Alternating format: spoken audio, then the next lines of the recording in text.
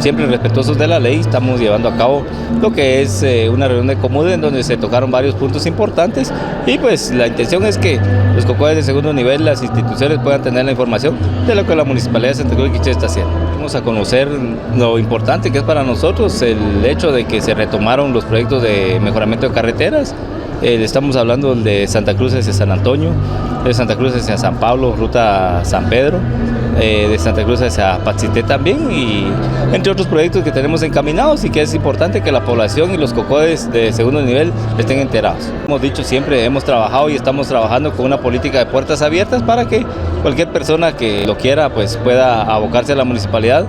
y ahí pues podemos aclararles de algunas dudas que pueda tener o de alguna información que ellos requieran. El gobierno municipal pues está muy interesado en mejorar las condiciones ambientales, pero que lamentablemente a veces entendemos que solo es el compromiso de ellos, ese es el compromiso de todos. Si nosotros trabajamos en conjunto, como lo han logrado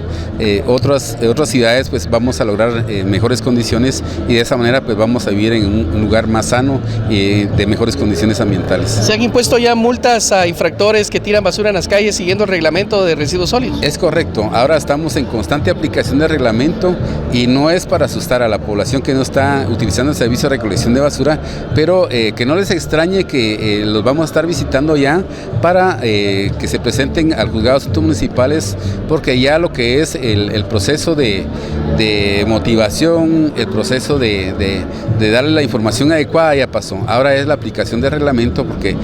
todos como vecinos quichalenses pues estamos comprometidos a utilizar el servicio de recolección de basura y todos tenemos la prohibición de tirar la basura en lugares no adecuados.